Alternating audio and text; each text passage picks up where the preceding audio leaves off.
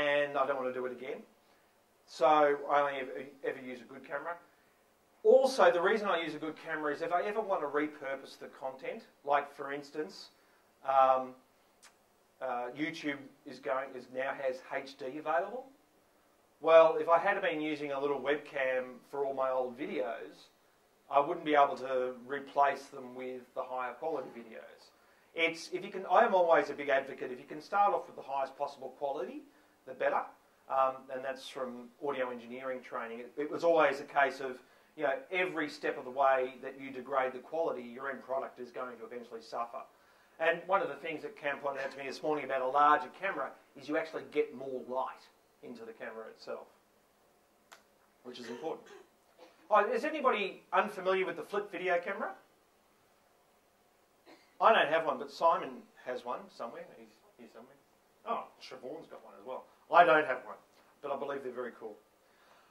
The formats, people often ask me, what format should I do this in?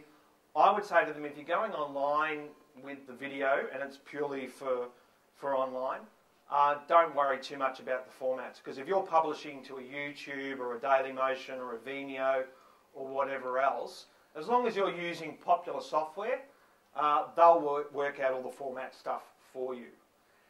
And the trick with doing video regularly is to have a process and a system and know exactly what you're going to do. And getting that happening consistently can take a little bit of time. For me, I get in on Wednesday morning, I get down the office about 7 o'clock, I'll start researching the news. And the reason I can't sandbag the video because I like to find out what's happened the night before on Google, because if something's happened the night before on Google, I need to be talking about it, or else I'm old hat, because the Google algorithm changes so much, and if you miss that change, you're kind of dead. So I research all the news, and then I sit down and I do the recording, which I'll go over in a minute, but I just want to tell you about the software first. A lot of people who here is on Windows? And so everybody else was on a Mac? Wow. I suddenly we switched the whole business to Macs last year. Best decision we ever made. But if you're on Windows, is anybody here from Microsoft? That was very quiet there for a second. If you are on Windows, Windows Movie Maker is a piece of software that comes with Windows that you already have on your machine. It's under Start, Programs, Accessories. I think it's Accessories, it might be Communications. But you've already got it there. It's a pretty simple tool to use. Save the file and then just upload it to your whatever popular site that you want to upload it to. If you're on a Mac, of course, you already know about iMovie to edit the videos. I actually record my videos using a screen capture software, because a lot of the stuff that I do, like when sticking it to Senator Conroy, I like to do a screen capture and show people what I'm talking about at the same time. When I was on a PC, I was using Camtasia to do that. And on a Mac, it's ScreenFlow. I much prefer the Mac environment to do that sort of work with, because it's easier, there's less bugs, there's less crashes, and it's less clunky overall, basically. What I would tell people, if you are doing a regular business-to-business video, tell a story. If you're going to go out there, and this is an exercise that we learned at drama school 20 years ago, is if you're going to go out there and tell a story of the Three Little Pigs, you don't go, where's the script? Where's the script? Who's got the auto cue for the Three Little Pigs? You don't do that. You say, well, once upon a time there were three little pigs. The reason is you know the story. You don't have to read it.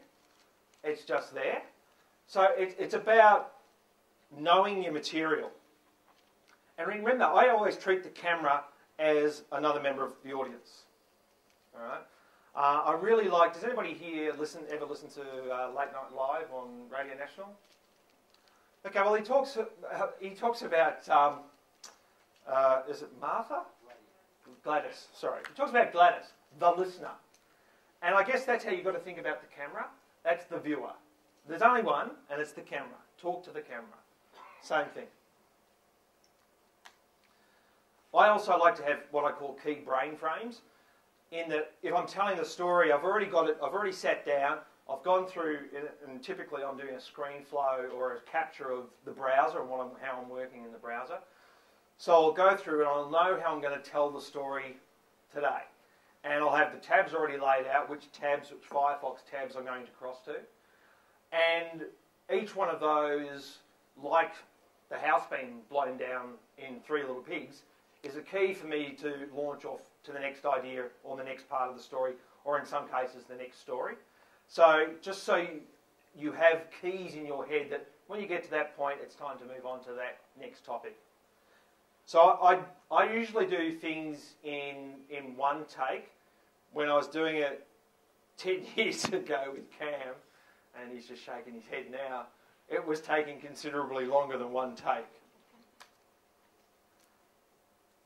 And don't just go, hey, look at this. It's good, isn't it? Look at that. Because you're going to go, what? Try to have a point about the videos. Because sometimes I'll go to a video and I'll say, and you know what? There's this, and there's this, and there's this. It's like, well, what does that mean to me? Try to have a point of why you're doing the video, because it's different to a tweet where you can just go and say, hey, look at this thing. A video, people have to invest time in sitting down and watching your head, if that's what you're doing, if that's the sort of video that you're doing. Is there anybody here in tourism? I spoke down at Wye River the other day, and they're a group of tourism marketers. And they're going, oh, well, what can we do on YouTube? I said, look around! You've got to look! Oh my God! And he goes, oh yeah, we've just got koalas everywhere, and they're running the thing, they're koalas this, and they tear up the... I said, koalas? Are you kidding me? Get a camera, get it up on YouTube. Sometimes I think that we're so close to what we do, we don't realise people are interested in what we've got to say. I'm certainly guilty of that. You know, like people saying, well, how do you do your videos? Or what sort of software do you use? I don't ever tell anybody because I think, well, that's boring. But the amount of questions now that I get on, what's that software that you use to do the screen capture? You go, oh, well, it's that.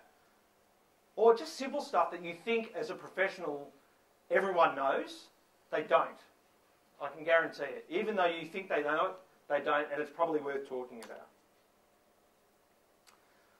Okay, who here has done some search engine optimization before? Fantastic, because I'm not going to go into it in depth today. But basically, the key here is knowing what your keywords should be. All right. Now, the best tool around for that at the moment is Google Insights for Search, and it's a great, fun tool to play with as well. We haven't got a lot of time today, so I won't go into it.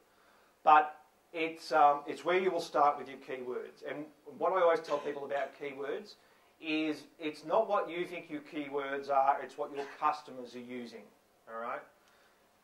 We had a client come to us who owns a hotel in Swanston Street and wanted to rank #1 for budget accommodation in Melbourne. Said, fine, happy to take your money for that, except no one types that in. They type in cheap hotels. All right. So that's the difference in the mindset that you need to get into. It's really important to get your keywords in your titles. Now, if you're going to embed the videos on your page and I would suggest a couple of things where you distribute your video. I publish the YouTube video on our site, and I also direct people to the YouTube channel. Now, the YouTube channel for me the reason I do that is the YouTube channel for me has got a better page rank, a Google page. Does anybody not know what Google PageRank is? Okay, well, I'll tell you anyway. It's a score out of 10, because everyone's going, what's he talking about? It's a score out of 10 of what the value or the importance of what Google thinks a page is. And up until recent times, google.com.au only had a 5 out of 10, but now google.com has a 10 out of 10, BBC I think has 10 out of 10. Anyway, my YouTube channel had a page rank of 5 out of 10. So I usually direct people to that to increase its value longer term because it's page rank value. and I embed in the stuartmedia.biz website, but I embed the YouTube video. I don't embed any of the other videos.